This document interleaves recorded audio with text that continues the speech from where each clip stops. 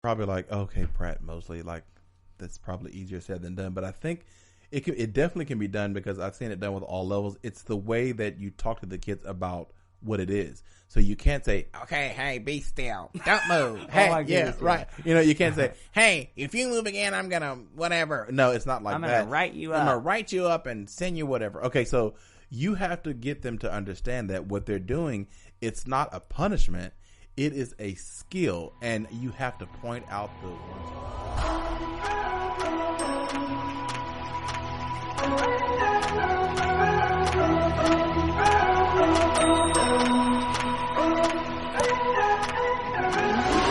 Welcome to the Teach Bigger podcast. I'm Chris Mosley. And I'm Chris Pratt, and this is episode number 4 of the Teach Bigger podcast, The Power 5. Hey, thank you for taking time to listen to this podcast today. We know you have a choice, and we think you made the right one. So, thanks. Okay, everyone, say 5. Okay, no, for real. Let's say 5 together. Ready? Go. Good. Thank you for participating. All right, so today we're talking about the Power 5, and the Power 5 is... The 5 steps. Okay, well, stop. It is 5 steps, but I'm going to say this. Look. We were on a roll there. We were, but I have to interject. Okay, go ahead. Every teacher wants their classroom to be engaging, to be fun. They want it to go smoothly. That's correct. They want the children to listen and to learn. Listening and learning is important. Unfortunately, a lot of classrooms don't look like that. Right. I've noticed it. And I know because for a long, long time, mine didn't look like that. Right. And I couldn't figure out why. Then I came along and made his classes better. Right. There's some things we've learned along the way.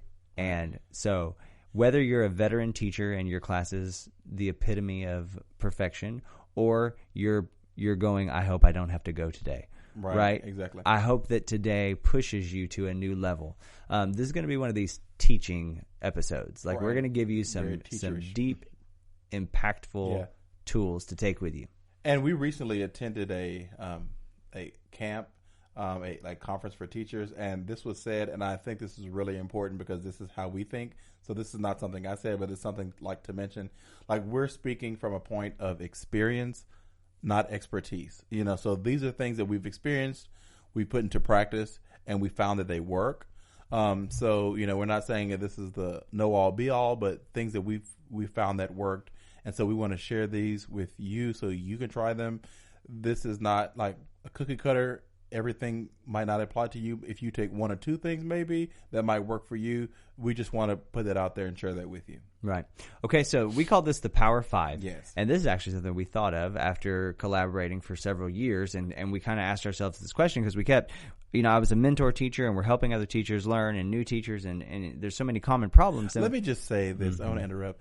As he was a mentor teacher, and so my first year teaching, he was the older teacher, but he never really told me anything. He was in a point where he just kind of did, you know, what he did, and I just kind of watched, and he never really told me what I did well or what I did wrong. He still never really tells me, you know, if I'm good or not, but I realize that I'm better.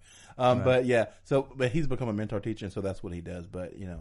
And I do give feedback now. But, now he does. But anyway. So I was learning. I was learning how to be a mentor. Yeah, thank you for throwing me under the bus. But that's what friends are for. Right. So we've talked about it. We kind of said, like, you know, what do we do that makes our classes successful? Yeah. What are the good things? What do we want to avoid? And we've narrowed it down to these 5 things. And we think this is so vital. And this has the Teach Bigger guarantee, right? Right. If you will do this, you will see change in your classroom. I agree. Okay.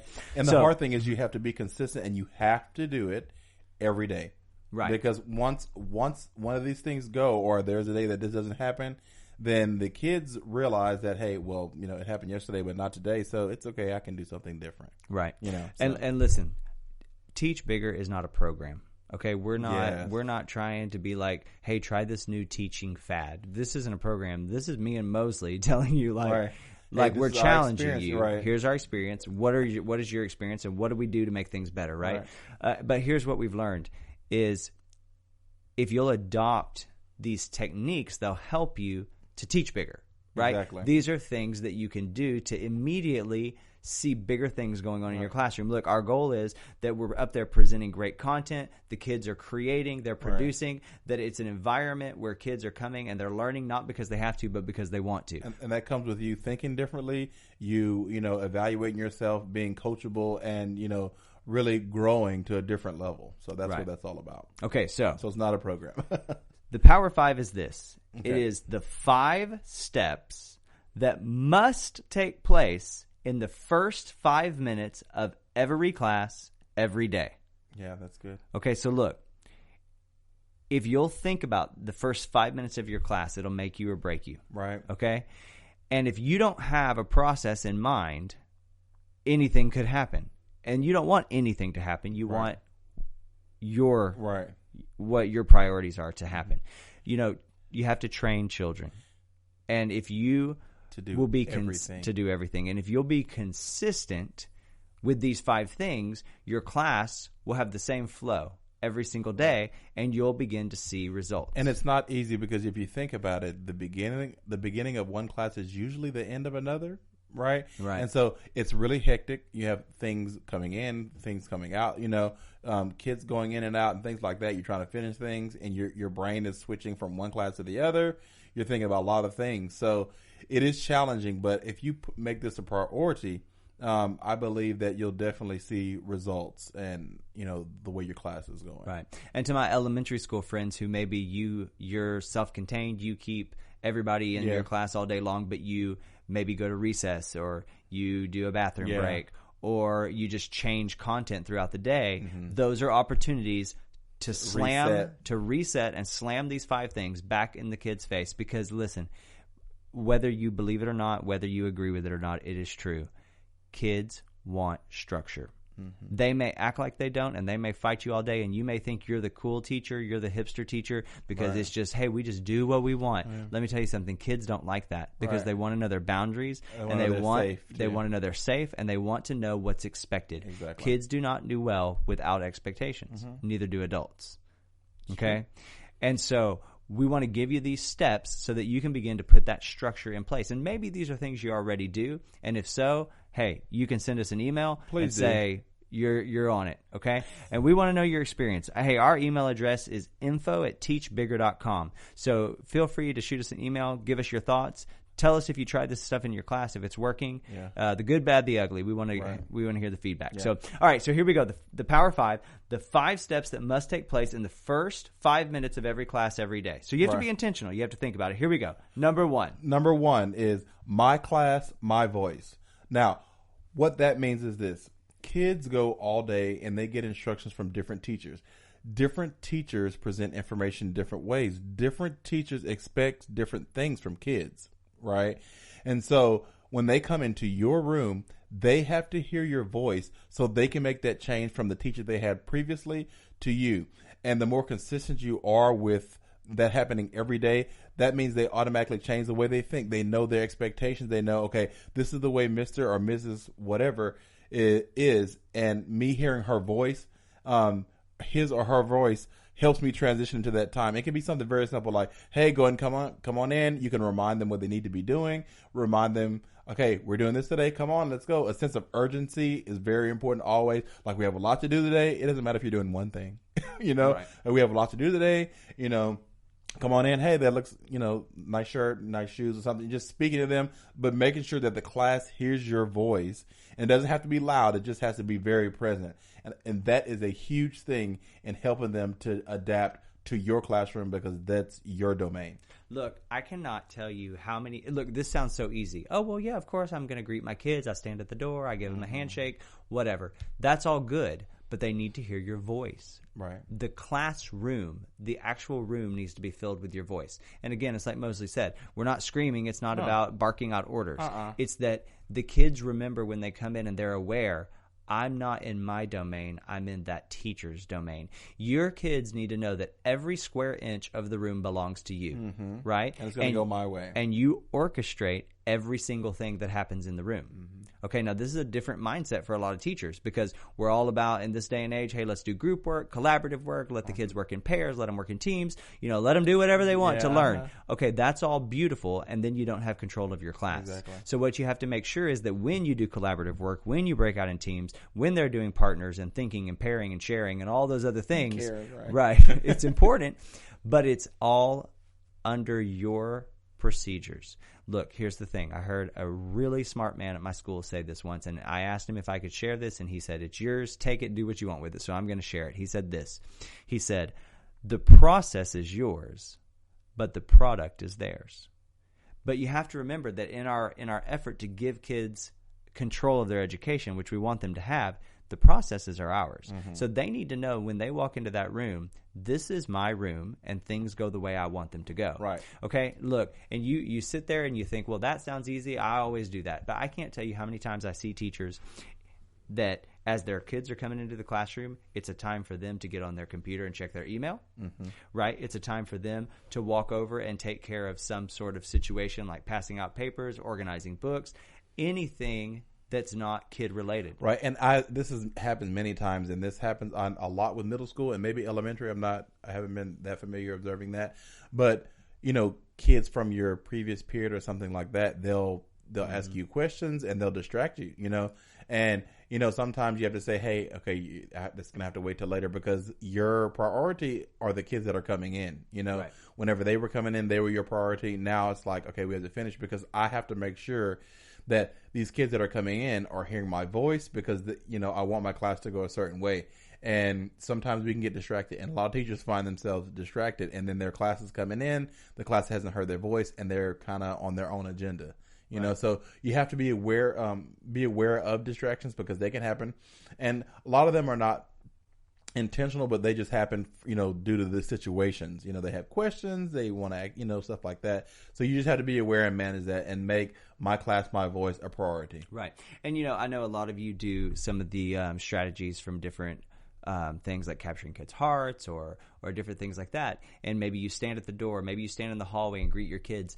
And we're not saying that that's not that shouldn't be done. All that can still be done, and your voice can be heard. Okay, so Mosley, I'm going to put you on the spot. Mosley's going to do a role play, and he's going to demonstrate what a teacher's classroom might sound like as the students are walking in. Ready, go.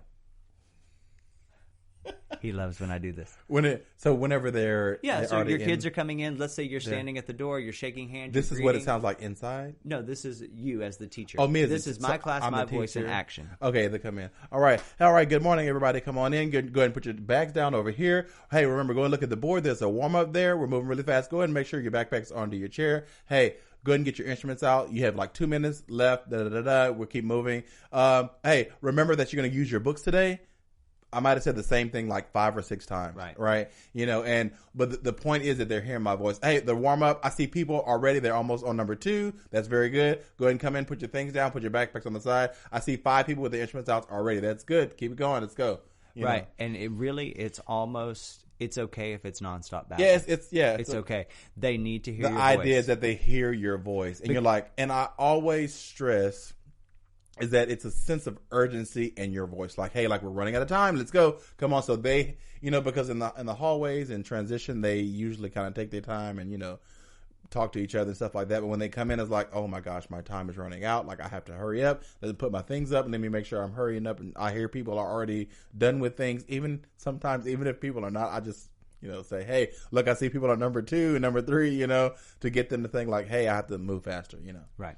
So step 1 is let them hear your voice. Yeah. And if you have, I'm going to tell you right now, if you have a day where kids are coming in the class and you're not narrating it, you're not going to have a smooth running class that day. You're not. It's not going to work. Right. So, all right, number 2, the routine route. And what is the routine route? I heard one person say root once, and I was like, I don't know where you're from. But the routine route, okay? So tell us about it. You have to have a routine and procedures in place. So I don't know where you are right now in your school year, but ideally this happens on the first week or 2 of school. You as a teacher must decide, here's exactly what I want to see happen. And then you make your decision and you've got to hold to it for an entire year. If you decide you don't like it, too bad. You messed up. You got to stick to it. Because when you change your routine, you're going to change your class dynamic. Right. Kids, just like adults, are creatures of habit, and they need the routine. So I want you to think about what you want your class to look like. And if it doesn't look like that, I'm going to tell you it's because you don't have a good routine. Right. Or you haven't enforced it. And some people might not know this, so it's important that you practice your routine to get it to look how you want it to look.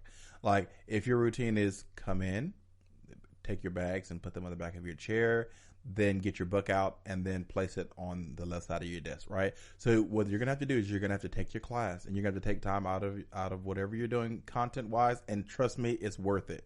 I repeat, trust me, it's worth it. And you take everybody outside and you tell them exactly what you expect. Okay, here's what you're going to do. And you tell them everything. Okay? You say, here's what we're going to do. We're going to walk in. And no one's going to talk. You're going to go to your desk. You're going to take your backpack off and sit on the back of your chair. After you take your backpack off, then you can sit in your chair and you can scoot your chair in. Take out your math book, and then you're going to sit on the top left-hand part of your desk. After that, then you can put both your hands on your desk or something like that. Be that specific. You have to. And that's what you're going to do. And what's going to happen is, I'm going to tell you, so you don't set yourself up for failure and be disappointed. The first time they're going to do it, they're going to do it absolutely wrong. Right? And then you're going to have the people, because some of them are going to talk. Some of them are going to come in and like get the books out and whatever. So you're going to have to do it 3 or 4 times. And what you're going to have to do is you're going to have to stand firm. Right. Right? You cannot give up. Right. Just You because cannot it didn't give work. up. Right. Okay. So they're going to come in, they're going to do it wrong. And they're going to do it wrong. Some of them just to try to see if they can, whatever, get over, right? Because that's what kids do. Right. So you're going to have to do it until it looks exact. It doesn't matter if it's 10 times. They just have to know that you're not going to budge, and you want it to look right. Hey, I'm not mad at you, but we want this to be right. And you know what? This is going to set the pace for our learning. And if you do this right, everything else is going to fall in line. You have to get them to buy into that. And first, you have to buy into it. One, you can't get frustrated and you can't get mad at them because that gets a different result. You know, right. You have to get them to want to do it because they know the benefit of it. Right. So what you do is you talk about along the way the benefit of it. Right. You let them know, hey, in this class we're going to be covering some really big topics this year. Really big topics. I mean, we're going to be studying the French Revolution or right. whatever. Right. And for you to be able to understand this information, you need to be able to sit down and put your book in the right spot. Exactly. Because if you can't put your book in the right spot, you're not going to be able to comprehend, and the not nuances receive the information of physics. and not understand the French Revolution. Right. So look, here's the thing. I know because I teach with you high school teachers. You go, well, you're talking to the elementary school and the middle school people right now. No, I'm talking to the teachers who teach the elementary and middle school students in bigger bodies. Right, exactly. You have to quit thinking of the high school students like they don't need structure. Right, exactly. They need the most structure because they're trying to test them. Yeah, exactly. They're trying to test the boundaries. Right. So look, this is not a routine. Come in quietly and sit down. That is not the right routine. Come in quietly and sit down. So that means I can talk a little bit, right? And then I can walk around. Because you whatever, said quietly, as long as I sit down sometime. Right. Right. No, that's not a routine. That's vague. Right. And look, you may be one of those teachers. Well, I don't like to tell the kids they can't say anything. Put too much pressure on them. Okay, well, listen to me. You can let them talk if you want. But my advice to you is this. If you let them talk on the first day of school, on the last day of school, they'll be screaming. And they'll be throwing things. So you better make up your mind what you want your classroom to look like. Hey, look, and it's important to put in the work at the beginning of the year and stay firm. Yeah. And you know what? Practice the procedures as many times as you need to because it definitely pays off in the end. So you got to put in the work, but it'll make the rest of your life easier. Right. And let me tell you, I'm talking right now from a heart of failure, right? I have failed at this many, many times. And I just hate walking in March or April into someone's class. Right. And it's like there's zero learning going on. Why? Why? Because they didn't want to, they jumped right into teaching them like curriculum and content and stuff like that. And they don't know how to receive it. Right. Well, but we have our state testing and whatever. Well, that's 10 fine. tests this week. That's okay, except that the kids aren't listening anyways, right? So you have to establish some routine so the kids know. And our advice from Teach Bigger is this, that the more specific your routine, the better. Right. Very detailed. Look, we are from the music world, but even if you're not, you can relate to this, okay? The conductor of the orchestra, nothing happens without his movement. Right? He orchestrates it. Okay? You have to be the conductor of your classroom. You have to orchestrate every move that goes on in the classroom. If a word is said, it's because you had it. You invited it to be said. Okay? If a student raises their hand, it's because you wanted them to raise their hand. Right? There's a time and a place for everything in your classroom, and it's up to you to define it, and it's up for you to teach it. Right. Okay. So that's the routine. That's the routine. All right. So the next one. Number one. Well, let's review. Number one, they need to hear your voice. My class, my voice. Number two, the routine route. Okay. Number three. Number three is the still skill. The still. STILL, the still skill. Now, look, this is going to be controversial Yeah. because I know a lot of teachers, right, who I just want the kids to feel comfortable and free, and that's fine. Right, okay. But, so here's what that's about, okay? That's after they've come in, they hear your voice, right? And they know the routine to get them where they need to go for you to be able to speak to them or whatever. The still skill is to get everyone in the room absolutely 100% still. So in the first 5 minutes of your class, there needs to be a moment where everyone is completely still. Right. Still and looking at you. Right. Right. They're ready to receive information. Now, why? Why do we need to do this? Well, because, one, it changes the atmosphere of the room from one of transition to one to receive information. Right. And you have to think about the effort, right? For me to get my body completely still and to focus my energy in one direction, it takes focus and it takes effort on my part. That effort and focus that I'm taking to channel it towards you is something that's important to receive information, because I'm learning and I'm training myself to calm myself down, get myself still, and to look at someone so I can receive information. This is vital in your teaching, right? Now listen, this is a skill, right? Right. And that's it's why a we said the skill. And they need it for adulthood. This is not a kid thing. Right. Because let me tell you something. If you go to a job interview and you can't look at the person and be still, you're probably not going to get a job. That's correct. You know, if you're in the professional world and you can't sit in a board meeting or sit in some sort of staff meeting and be still and listen to your boss, right, you're not going to keep your job very long. Yeah. The kids have to have this experience before they leave, so that way it's not new to them. And so here's, and you're probably like, okay, Pratt Mosley, like, that's probably easier said than done. But I think it definitely can be done, because I've seen it done with all levels. It's the way that you talk to the kids about what it is. So you can't say, okay, hey, be still. Don't move. Hey, yeah, right. You can't say, hey, if you move again, I'm going to whatever. No, it's not like that. I'm going to write you up. I'm going to write you up and send you whatever. Okay, so you have to get them to understand that what they're doing, it's not a punishment. It is a skill, and you have to point out the ones who do it well. Like, oh, look at Johnny. Johnny, like, that is the best, whatever, stillest person, most still, whatever, that I've seen. Awesome, and you make an example and let them know that this is something that's going to help them out. And for the most part, they'll buy in and they'll start to do that every day. And you get them to do it longer and longer. And you'll see, as you point out more and more people that are doing the correct way, you'll get buy-in from the class, because it's not a punishment, And if you're griping at them, then it will turn into that. But you have to turn that into a positive thing and something that they have to work to achieve. And I think they'll buy into it. Yeah. Now watch. Let this be a help to you. Everybody wants to be good at something, okay? And I'm constantly teaching my kids about excellence, right? That's in us as humans. None of us say, well, I hope I'm going to be the worst at this. Like, right? Like, I hope I get this job and I'm the worst one, right? Or, I want to learn how to play the piano, but I want to be the worst piano player in the world. Nobody thinks that way. Mm-hmm. We all go into it with hope and expectation that I'm going to be great at whatever I do. Now, sometimes, our thinking and our practice habits and our discipline make us fail in those areas. Right. But one of the things I always do is this: whatever your content is, okay, and it's real easy for us to do in music because we're a performance-based activity. But let's say you teach algebra, right?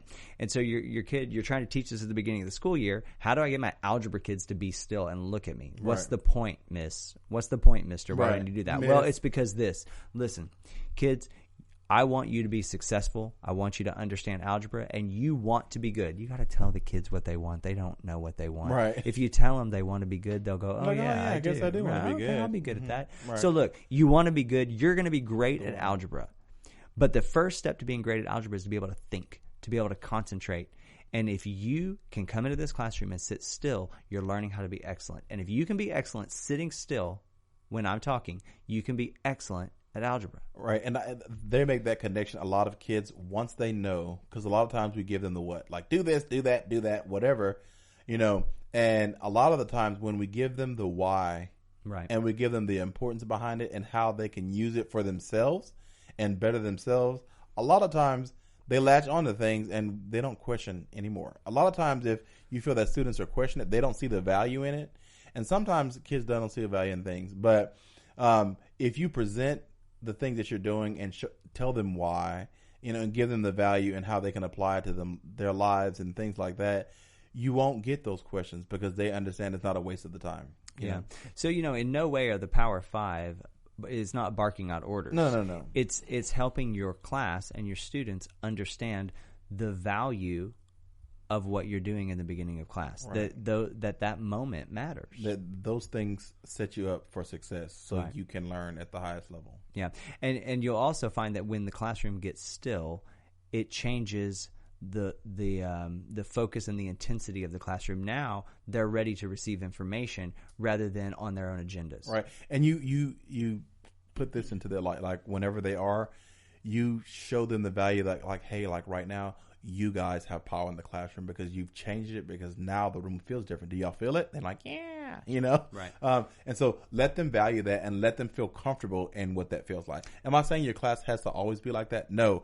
But let them know this is what it needs to feel like when you're receiving information or when I need your attention and things like that. So they know this is the norm when I'm receiving. So when it's not like that, they can, change their environment and they find value in that also. It doesn't matter what age. Now, your routine is what can help you with this, right? Mm-hmm. Because it's very difficult for you to get kids to just randomly be still for the sake of being still. That's not the point. Mm-hmm. So you have to explain to them why we're going to do that and then what that should look like, right? Where are your hands? Where are your feet? Mm-hmm. How should you be sitting? Tell them everything. You got to define this stuff, okay? Right. We snagged a really great technique from the Teach Like a Champion series. If you never checked that out, I would put in a plug for that.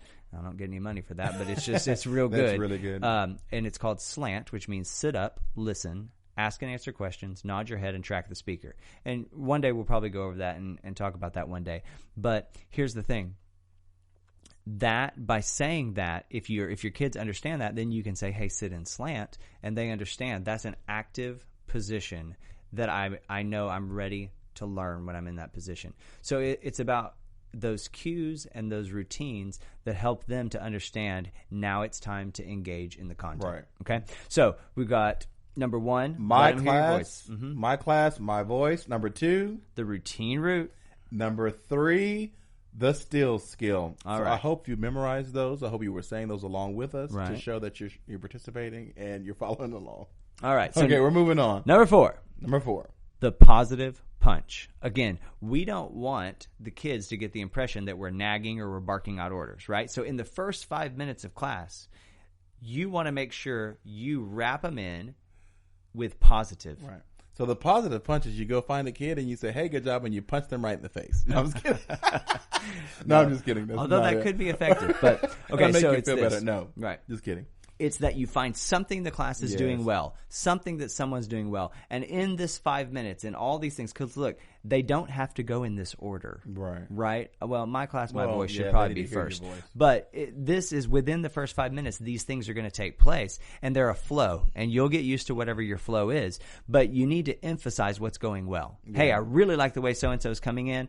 Ooh, I can tell this person's going to be really still in just a moment when I call you or whatever. Hey, I noticed this person, they went straight to their seat and they're sitting down and they're taking care of business already. Way to go, Mary Sue, Jane, Bob. Right. And it might be something like this. Like, this class is doing so well, I can't wait to get to our lesson because you guys are going to soar with it today. Right, yeah. So those things, because you'll see that the more positive you are, kids are going to react differently. They're doing things more proactive, because they had that sense of motivation now because they know that you notice those things and not reactive like, oh, well, I'm not doing this. Well, let me get to it. It's a different type of environment. Right. So the more positive you are and point out the little things to individuals or the class, you'll see the environment start to change for a more proactive one. You know, for some of you, and maybe for all of us, it might be a good idea to say things like this, like, I'm super excited to teach this class today. Come on in, let's get going.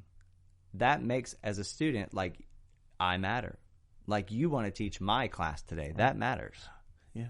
So that's good. All right. Write it down. Yeah. Write that down. So, write that down. Here we go. Okay, so we're going to go back through them. Can you say them with us? Number one. All right, here we go. Number one, my class, my voice. Did you get it right? Yeah. Number two, the routine route. Got it. Number three, the what is it? The still right, skill. That was for them. That wasn't for you. Sorry. The still skill. And number four is the positive punch. Okay? And on to number five. Number five. Number five is grab and go. That's what I said. Grab and go. So here's what it is. You get them in. They hear your voice. You know, they know the routine. You get them still. You've been positive there. You're going to give them some information.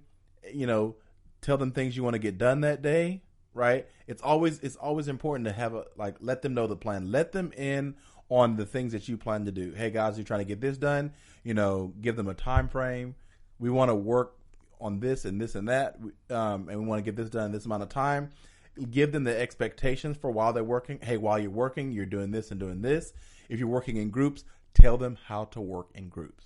Right. Right. So with the grab and go, it's really a matter of this. You're going to either give an explanation or a quick one-liner or something that it's like bait. They can take that with them. They want to know this is what's coming up next. Right. I can't wait. And then the go part is start your lesson. Right. Get into the content, dive in, because you've got their attention now. Don't waste, 5 minutes, right? That's at the most. Right. Okay.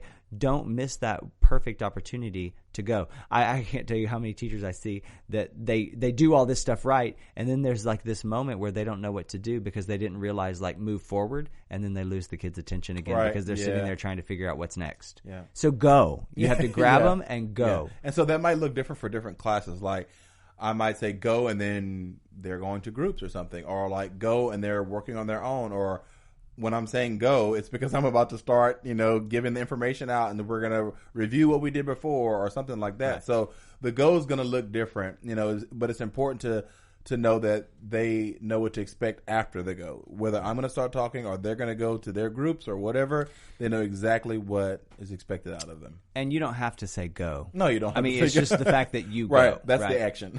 So look, whenever I look at it, the still skill, the positive punch, and the grab and go, those all kind of happen in one big swirl. Yeah. Like they're still, I'm going to be positive about it, and then I'm going to say, here we go. Let's do it. And you can put the positive punch even at the beginning. Like right. as they're hearing your voice, you can give people shout outs and da-da-da-da. And that goes all into there. Like we said, those you can, interchange those. What works best for you. The routine route, they're doing what they're supposed to do.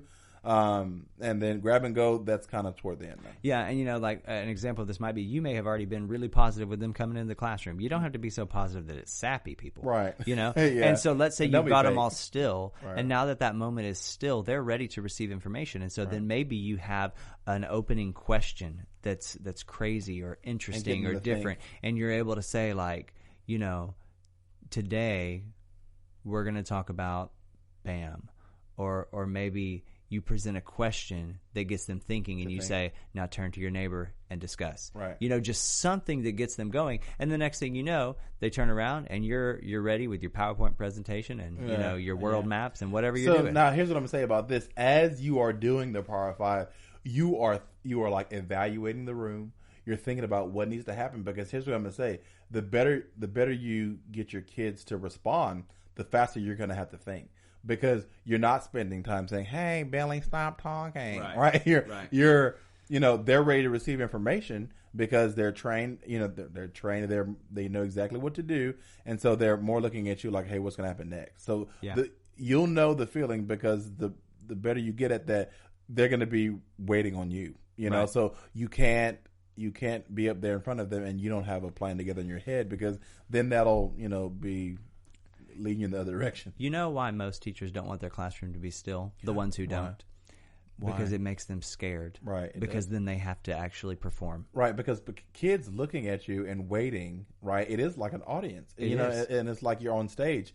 And if you're not prepared and you don't have these things in your head and you know exactly what information you're going to give, it exposes you. It exposes you. And here's the problem, is there's a lot of teachers who spend 80% or more of their classroom correcting behavior. Right. And so once the behavior is corrected, they realize, I don't know what I'm teaching. So you have to make sure that with this Power 5 technique, it needs to be something you practice. Right. And you need to practice it maybe with a colleague, with a friend.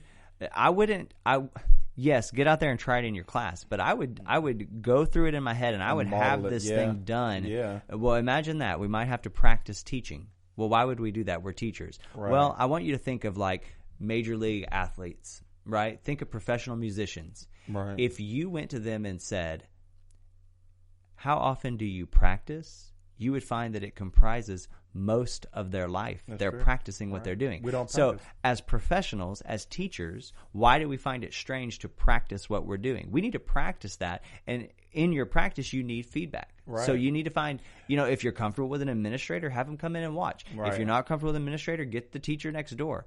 Take a video of yourself at least and watch it when you get home. Right. Figure out, what can I do better? But you've got to practice this stuff. And this is the mindset part of like teaching bigger, is that you have to be coachable and you have to be willing to kind of look in the mirror and say, hey, this is going well right now, this is not going well. And doing that's what helps push you to the next level. And look, the Power 5, when you first start doing it, it's probably going to be ugly and bad and you're not going to like it. Probably. Right? But that's okay. You got to make up your mind, I'm going to stick with it until I get good at it. And it might mean that for the first week, all you do is do My Class, My Voice. Yeah. And get that in. Now listen, I've seen a teacher make this mistake before, and I know that there are several that do. Please don't do this. Do not announce to the children your game plan. Don't come in. Give me an example. Because, like it's January, right? And things have not gone well first semester. But now you've heard the Teach Bigger podcast, and you're convinced I'm going to teach bigger. Right. And so I'm going to go out there and I'm going to change this classroom. So I stand and I go, well, we're going to start something new. We're going to do the Power 5. And here's what the Power 5 is. It's number one. Number one, my class and my voice. And let me tell you, I'm going to make sure I'm talking and you're going to hear my voice. You're going to hear my voice. The second thing is the routine route. We're going to get a routine. Go routine. Right. You're going to go the routine. Then everybody's going to have to be real still. And if y'all are not still, I'm going to yell at you and make you real still. Look, I know it seems silly, but there are folks. And then I'm going to punch you. And maybe this is you. Maybe this is you. Right. But don't tell the kids tell them your plan. It's like it's Battleship. That's what I think about. It's Battleship. You can't let them know your strategy. Right. Just do it. Just go do it. Do it. Go do it. Right. And that way, if it doesn't work and you mess it up, but they won't know. You just try again Right, tomorrow. try again, okay, exactly. Look, we're on your side. Right. We want you to be better. We want this to have an impact We're doing in your this classroom. together, trust me. At the end of the day, what you're going to have is kids who come in and they know what you expect, and they're going to be ready to get information from you, which is why you signed up to do this in the first place. Right. Okay, so that's all the time we got for today. Yeah. So before we go, we're going to review these to make sure that you have them down. Right. 10 points to everybody who has these memorized. Okay, so the first one is my class, what? My voice. That's number one. Mm-hmm. Number two is the routine route. Did you get that one? What's number three? The still skill. Okay, thought you had that one. Number four is the positive punch. Got it. Right? And then 5 is grab and go. Right. All right, that's Get the their Power attention, 5. teach 'em. The All Power right. 5, use that, and we want some feedback on that. That's right. So try out the Power 5. If this week you just do one thing, do one thing. And look, again, I remind you, it doesn't have to be in order. Do what you think you can handle first. Yep. Okay? And so give us your feedback. Info at teachbigger.com. We really want feedback. Right. So you can email us at info@teachbigger.com. Info. And so we're really excited to hear how things are going, and we want to keep being there to be a support for you. So thanks for joining us today, and remember, Do something big.